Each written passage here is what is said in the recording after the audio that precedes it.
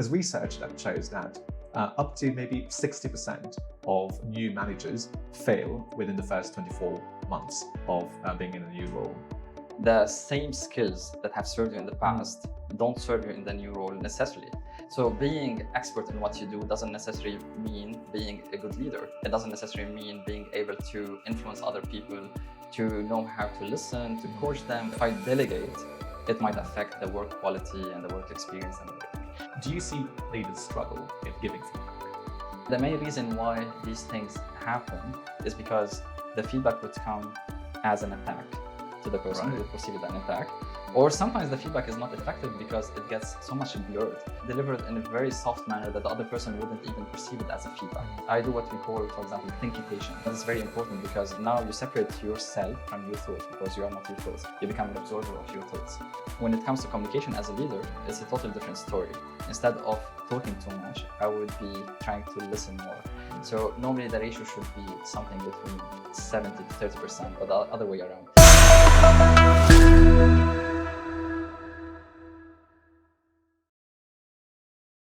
I want to start this episode on a personal note. I spent the first decade of my legal career focusing on the legal analysis and legal strategy when it comes to a court case. And I realized what's more important perhaps is the way that these strategies are communicated, because we are in a role where we're helping courts, clients, and different stakeholders to make decisions. And these come down to communication and leadership skills. My guest today is Hussein Karaki. Welcome. You're an executive coach and you have years of experience in leadership and sales roles. Perhaps you can tell us a little bit about yourself before we begin our conversation today. Sure. So I am an executive coach and corporate trainer. I actually work with companies and executives to solve the problems that we normally don't see on dashboards and KPIs. And these are normally the human problems. Right. Because what happens in companies, from what I have seen from my work experience with them, and while working also with leaders as a coach and trainer, what I have noticed is that companies are excellent at tracking problems, right? They are so much obsessed with the outcome. We are so much focused on the outcome. We have great tools to track the KPIs, to track the sales targets, the financial targets. But behind every performance problems, when performance actually breaks, it doesn't break at execution level. It breaks actually at human level. So underneath every performance problem, we have communication gaps. We have misalignments between the team members. We have people who lost motivation, who are disconnected from the purpose. People who are struggling to make maybe some important decisions at work. And these are the problems that everyone would face, and even the executives, because at higher level, the higher you go in the structure, actually, the less technical problems you have, and the more human problems you struggle with. That's interesting because, of course, you see those problems at leader or executive level, as you've put it. There's when we look at promotion in the workplace, especially when you're in a certain age group, you've started your career and you progress, through different stages. You work on your analytical, on your technical skills, if I can put it that way, and then you get promoted to a leadership position, which seems to be, the dream path. There's research that shows that up to maybe 60% of new managers fail within the first 24 months of being in a new role. What, in your experience, can we put this down to? Is it a lack of preparedness for the role? Yeah, exactly. So you're touching on a very important point here. This is a classic one, mostly in organizations. When someone is performing, we think that he's ready for the next level. He's ready to get promoted for the next role. However, the caveat is the same skills that have served you in the past don't serve you in the new role necessarily. So being expert in what you do doesn't necessarily mean being a good leader. It doesn't necessarily mean being able to influence other people, to know how to listen, to Mhm. coach them, all this kind of skills. So somehow I would say the managers themselves are not the ones to be blamed. It's the overall system that is so much focused on the technical part most of the times. Because again, when we see performance problems, we go for technical problems. So we would propose solutions like new tools, new software, or technical kind of training where the problems actually lies elsewhere. So, in your experience, if someone is transitioning into a leadership role for the first time, where they used to be good at what they are good at what they Yeah. do, but now they transitioning from the doing to the managing and leading. What skills do they need to develop in those first few months or before going for that position? So you've put it very eloquently. So we're moving here from expert to leader. So we Right. have totally different skills that we need to use here, right? We have stakes that are much different in this kind of position. So what I see common mistakes that leaders would do is micromanaging. Right. And this would come from place of a value that we have that has served us in the past that no longer serve us. So I would give you an example.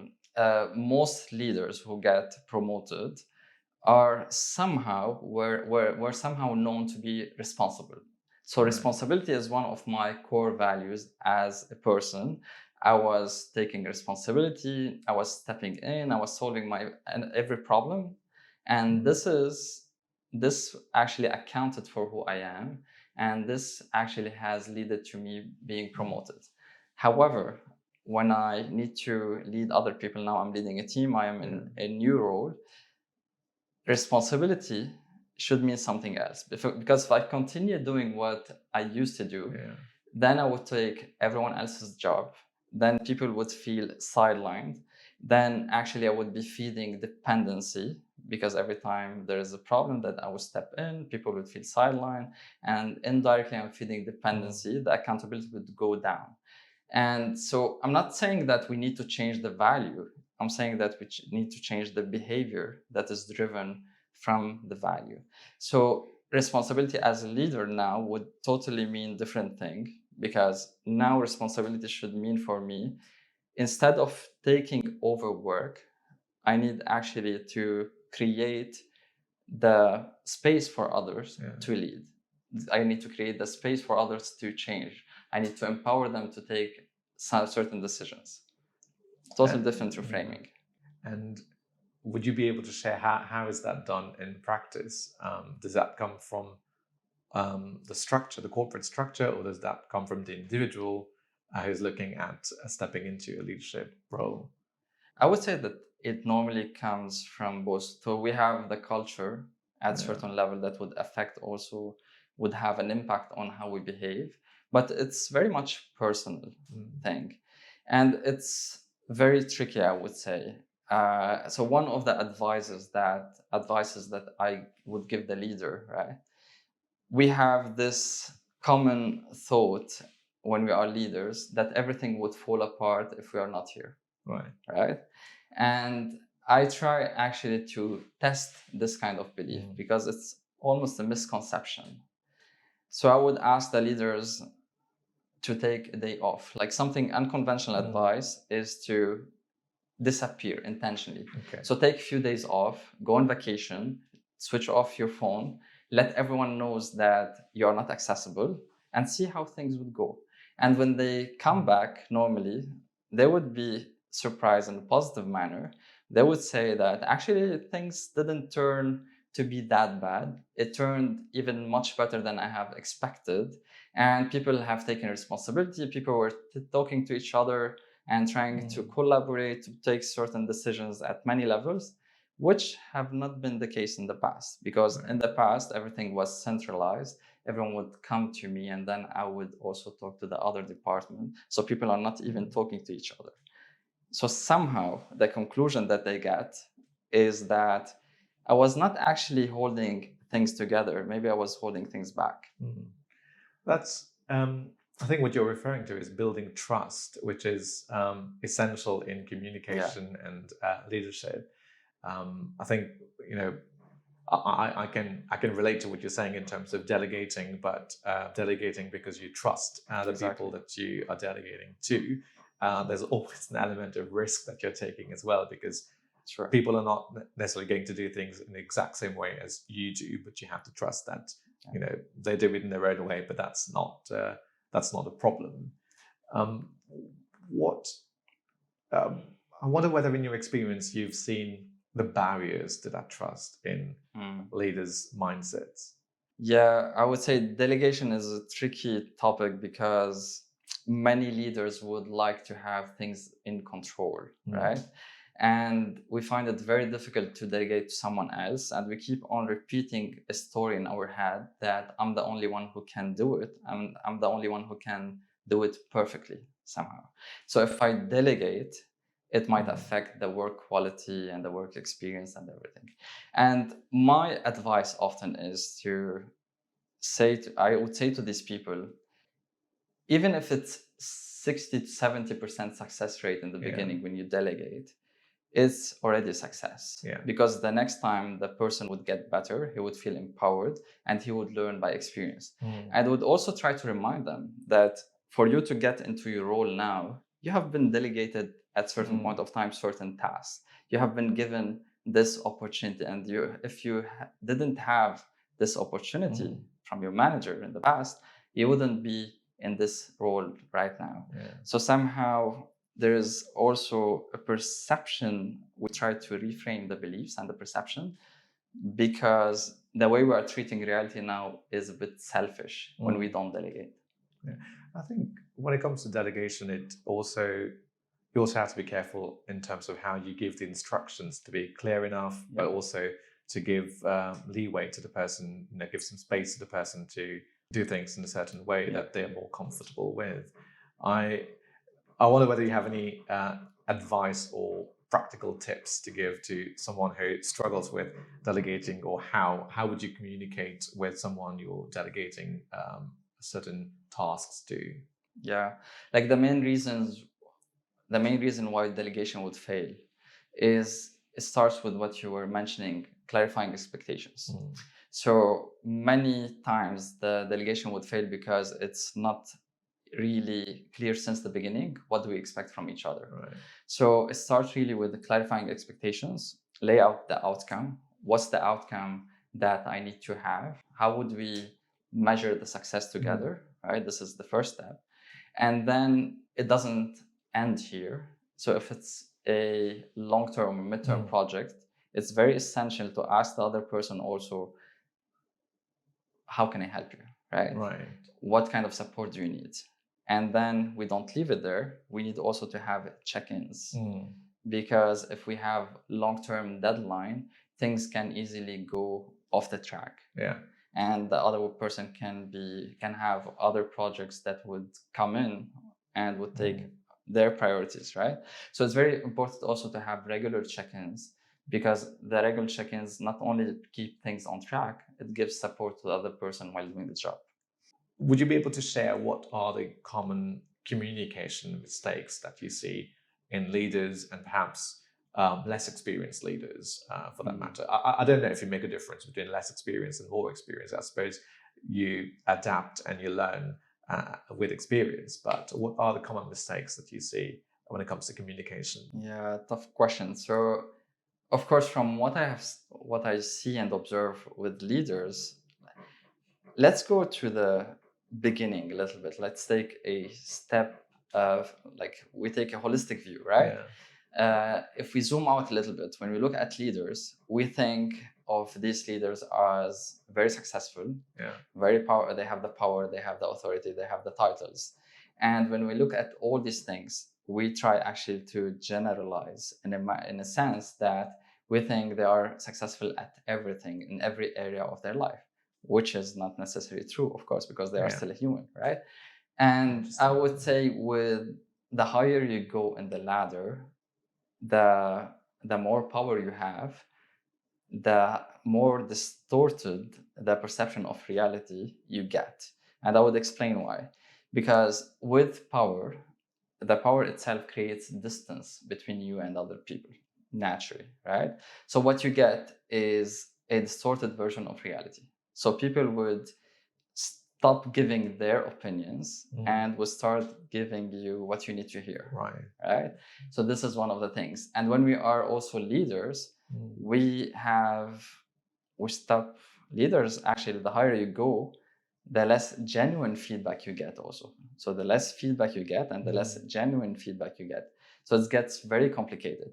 So for leaders, it's very tricky to navigate all these things, because when I'm communicating with someone, I no longer know whether this person is giving true opinion or whether they are trying to edit themselves to please me or to say what they are supposed to say.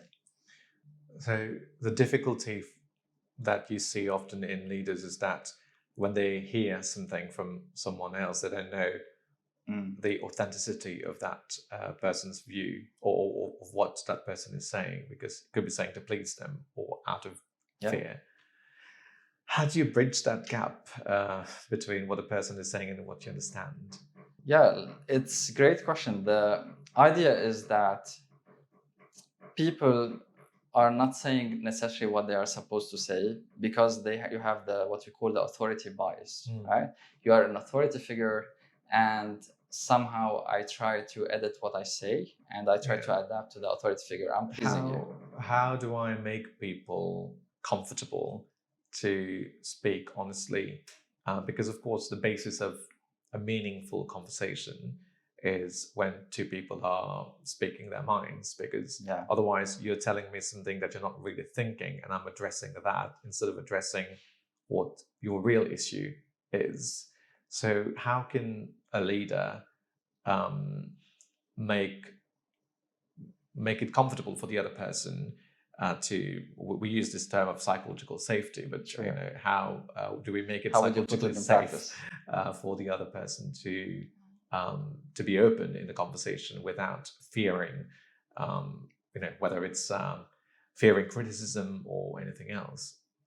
Yeah, I would say there are a couple of things that we can do here. Like two main things I would advise leader to do. The way we run meetings need to be reviewed. In a sense, our default setting when we run meetings, we have a new project. I would start the meeting by presenting the project, presenting my ideas, and would give my opinion, and then I would ask other people's opinion. So I would challenge leaders to do it in a reverse way. So whenever you have a new project or new idea, you would actually go through it in a reverse manner. You go the other way around. You would ask people to give their opinion, and we start with the least senior one. And this is a method that was popularized by Jeff Bezos, right? Which is very effective, because now what you get is people giving their opinions without filters, without having this fear that I might be judged by my manager, or I need just to confirm what my manager has said. Yeah. Another tip I would say is to, even in the meetings or in any other settings, is to celebrate the people that would challenge your ideas. That people that would say that you're wrong, or I think this idea would fail. Because the tendency is to have confirmation bias as a leader. So everyone would say yes. And it's very easy for the leader to get trapped into the position of surrounding himself with yes men, because somehow it feels good for the ego, right? When you're right all the time, it feels good for the ego. And somehow to challenge this reality is very important. And this would mean real psychological safety, and not just some slogans, right? Blurry slogans. Let's expand on that first example that you gave, or the first tip that you gave. In a meeting, let the most junior or the less senior person, as you said, go first. And how would you respond if they say something completely wrong? Completely wrong. Without damaging their confidence, how would you react in that situation? Let's say you've got a client meeting. You have a client meeting and the client asks a question, and you want to build the confidence of the junior member, and you let them lead the initial conversation, but you're not necessarily in agreement. Maybe it's not completely wrong, you're not necessarily in agreement with what they say, which is often the case in different meetings. How do you go from there, expressing your opinion, but without making the person feel that what they've said is rubbish? So my main advice in this field, or the main idea, is to separate the message from the person. Yeah. So I would challenge the message that is delivered, not the person. So somehow, if someone is proposing an idea that, or a project that is not doable, feasible, I would challenge that. I would ask, like, do we have the budget, for example? Do we have that? I would certainly not say that this is a stupid idea, it would not work. So this is what's important, because that would encourage the person to think the next time for themselves and to give better answers.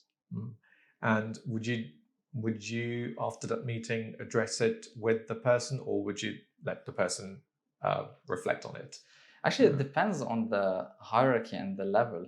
If it's a side conversation, like, I would say that feedback should be happening all the time in companies, right? When we think of feedback, we often think of formal feedback, the evaluation form, the appraisal review, all this kind of things. But feedback in companies should be happening all the time. So it's not formal, it's also informal. And these are the side conversations that we have in the hallway, in the office, when we're driving to go for a meeting with the clients. Feedback should be happening all the time. So I would say, of course, I would address it, right? And it also depends on the hierarchy, because also if it's a major problem, it's also the responsibility of the manager to address it, his manager, right? I'm glad that you raised the topic of feedback, because I know that's one big, not issue, but I mean it is a big part of leading a team and managing people. Sure. Do you see leaders struggle in giving feedback? Yeah, I would say that we are naturally not very good in giving feedback. Right. I'm reassured.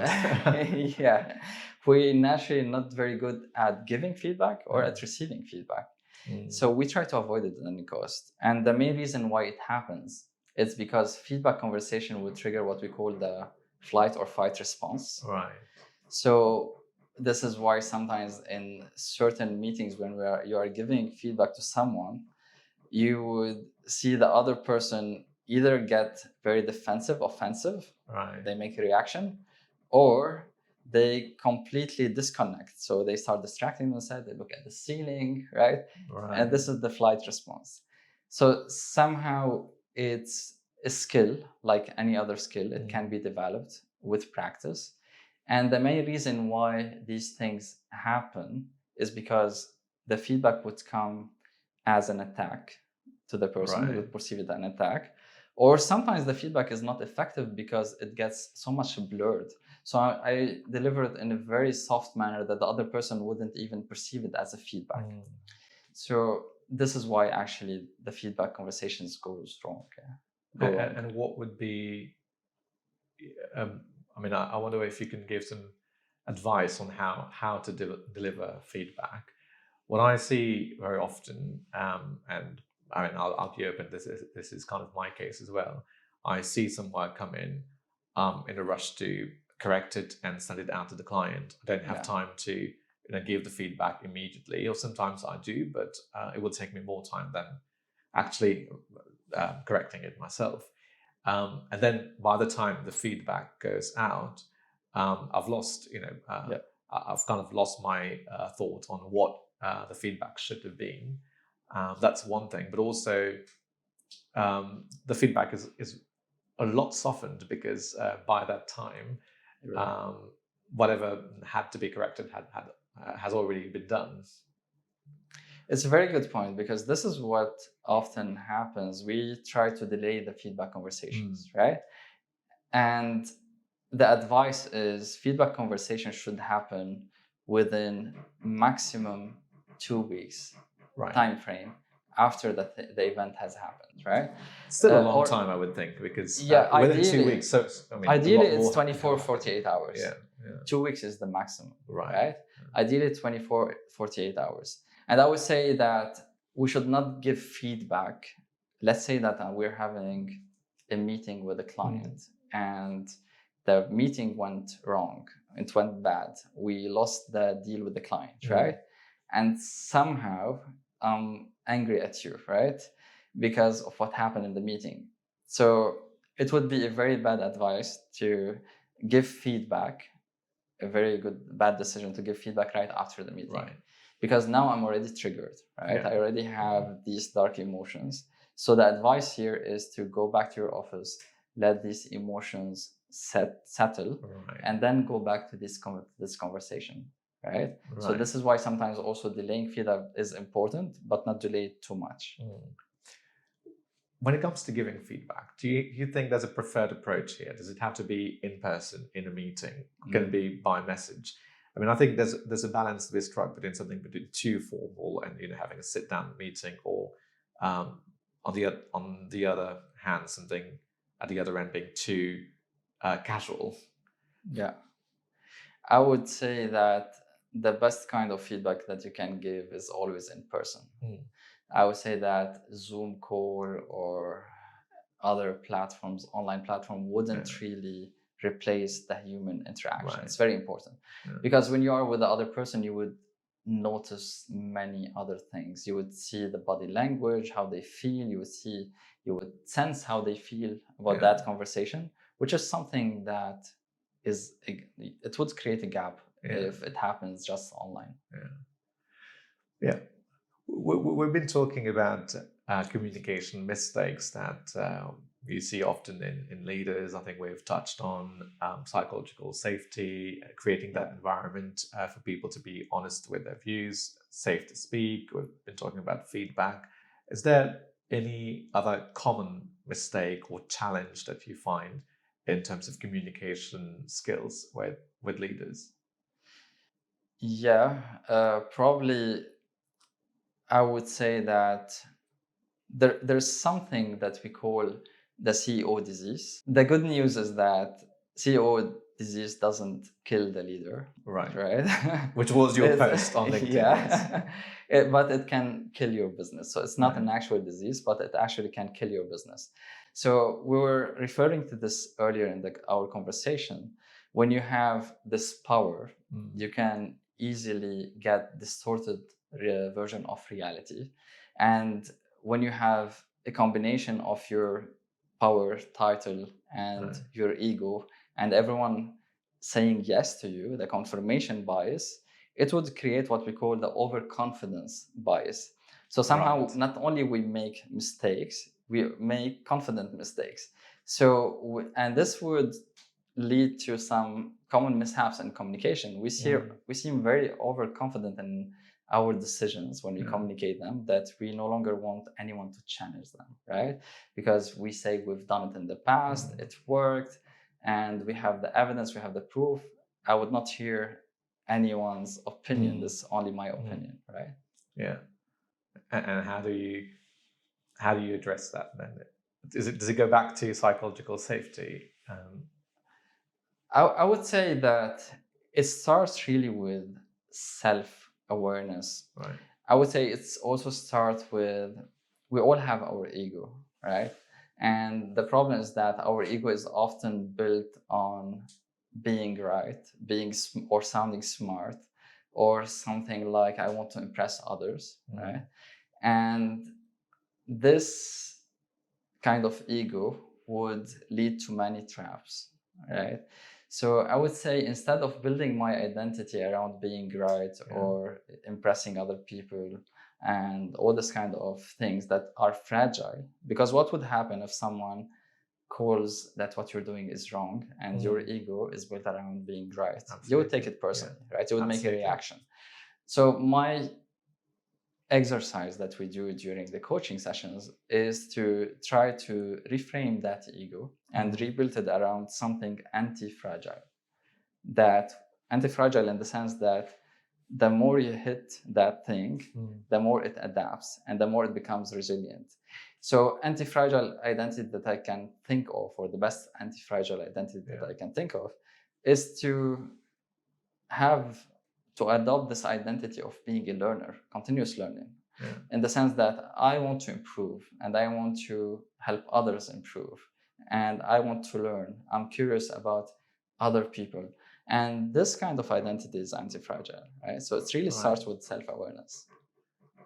Is that the same as being grounded, like staying grounded and not, thinking, not taking yourself too seriously or thinking of yourself too highly? Is that what the anti-fragile approach would try to address?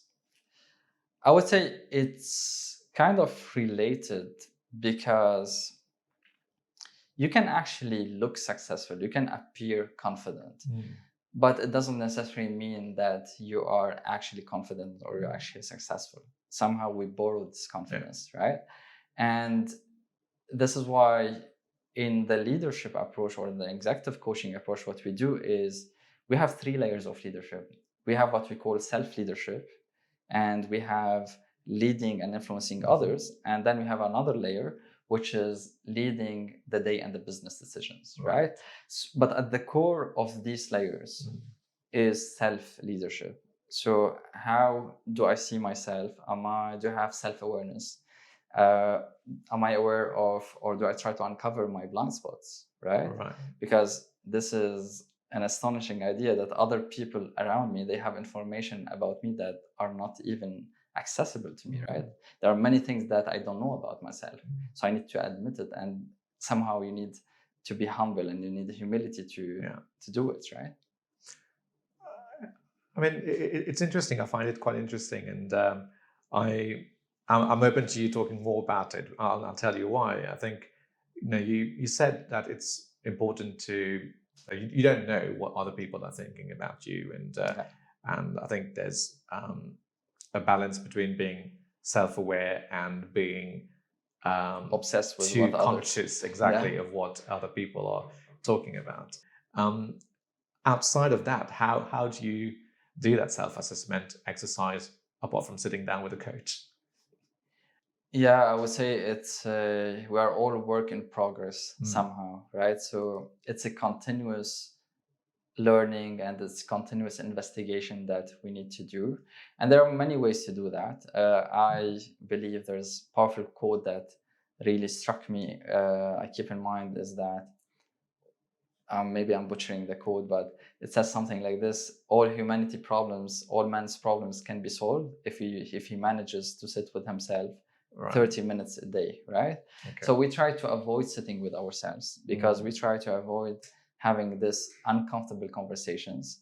We want to avoid holding ourselves accountable for the things that we do, and it feels uncomfortable, right? And this is why we avoid this kind of situation. But it's actually in these moments that we find truth, and it's not really about the coach. Like, coaching conversations are really helpful, but it's really about the person, how much he's interested in introspecting.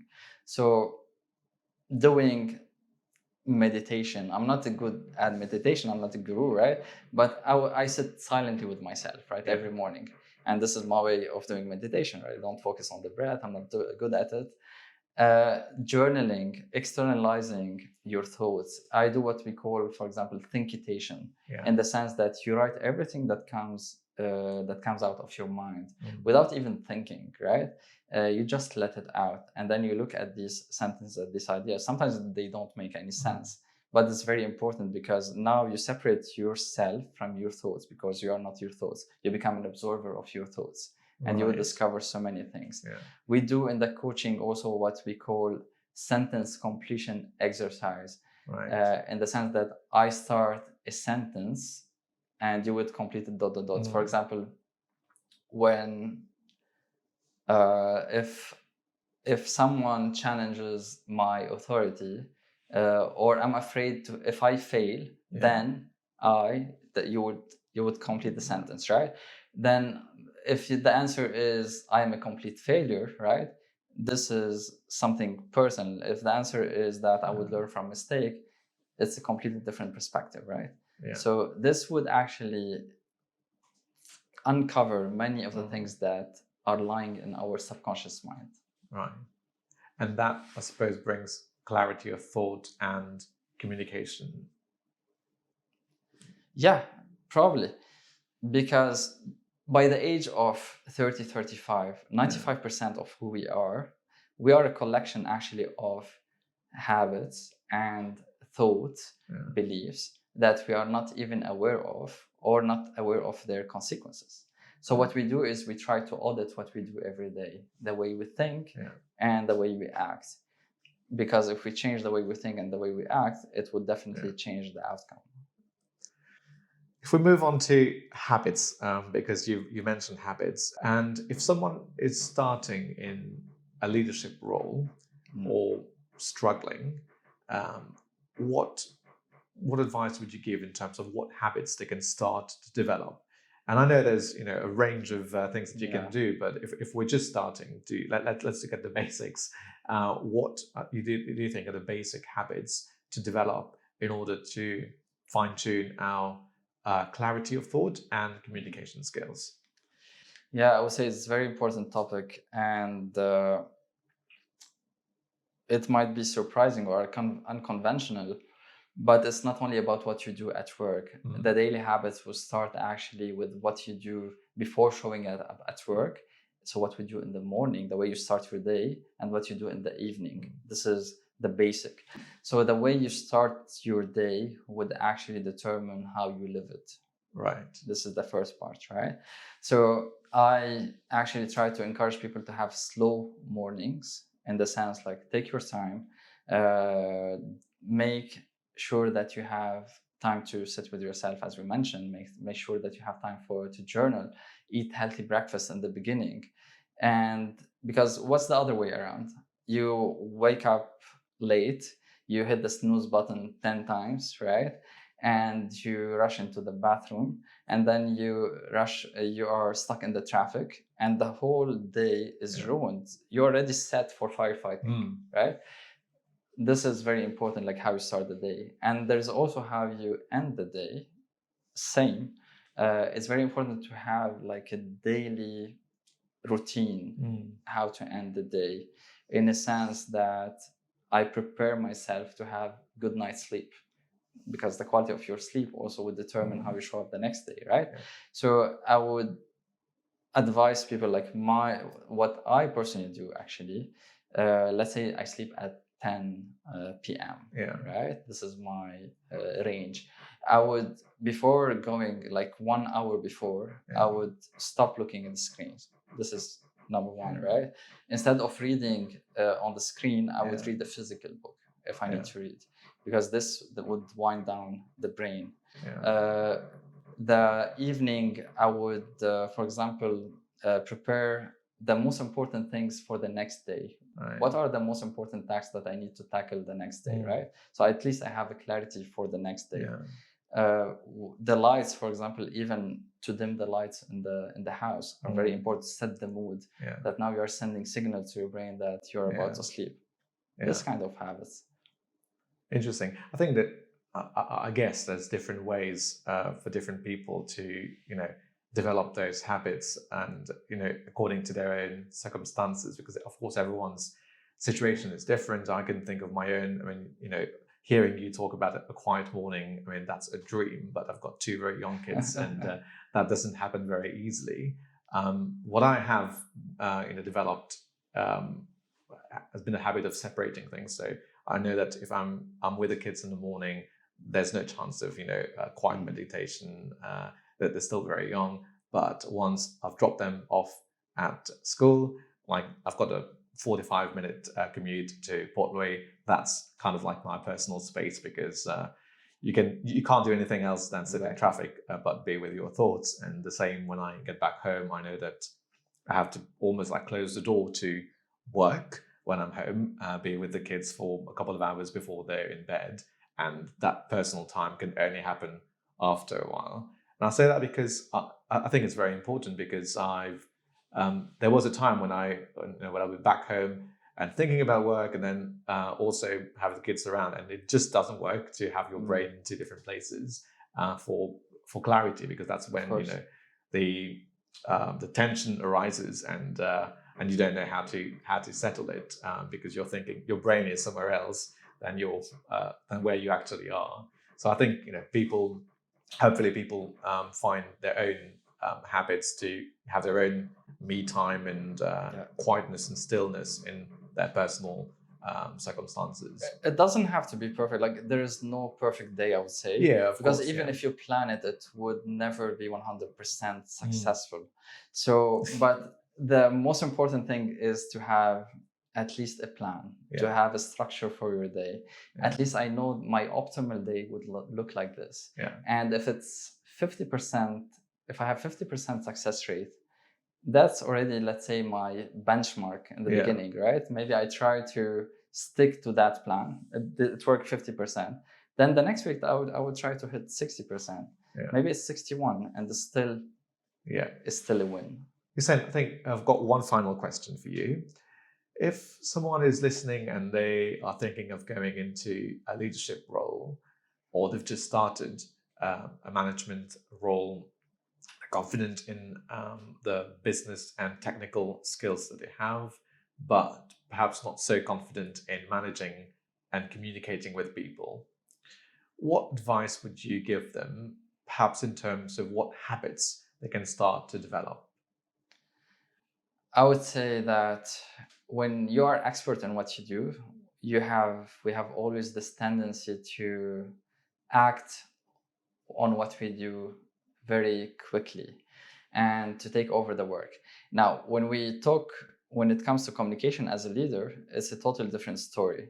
So somehow, as a manager, as a new manager, I would have this tendency to give answers all the time.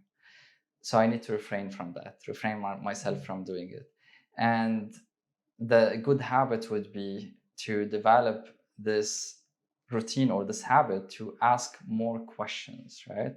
In any conversations with my team, instead of talking too much, I would be trying to listen more. So normally the ratio should be something between 70 to 30%, but the other way around. Instead of me talking 70% of the time, the other person should be talking 70% of the time. And this would change the whole dynamics. Do you think leaders talk too much? Perhaps that's a mistake that they do. And 70 to 30 would be the ideal ratio in terms of listening and talking. Yeah. That's a great tip. I think leaders have this tendency to give answers and solutions, and it's very directive. So when you hear leaders talking, or new leaders, let's say new managers, most of the times they would say things like, you should do that, right? This is what we call the tyranny of should. No one likes to hear something like you should. Even if your brain would tell you you should do that 10 times per day, you would like to kick your brain, right? In the face. So no one likes to hear the boss saying that you should do this 10 times per day. Saying that's been very helpful, I think, especially to people who are new or navigating through leadership situations, leadership roles. Hearing from you on different challenges that leaders face, whether it's giving feedback, establishing an environment for people to have an honest conversation with them, and habits that we can develop. So thanks very much for your insights. Thanks very much for sharing some of your expertise. Thank you. Thank you, Bishan. Thank you for having me. I really enjoyed our conversation. Thanks. Pleasure.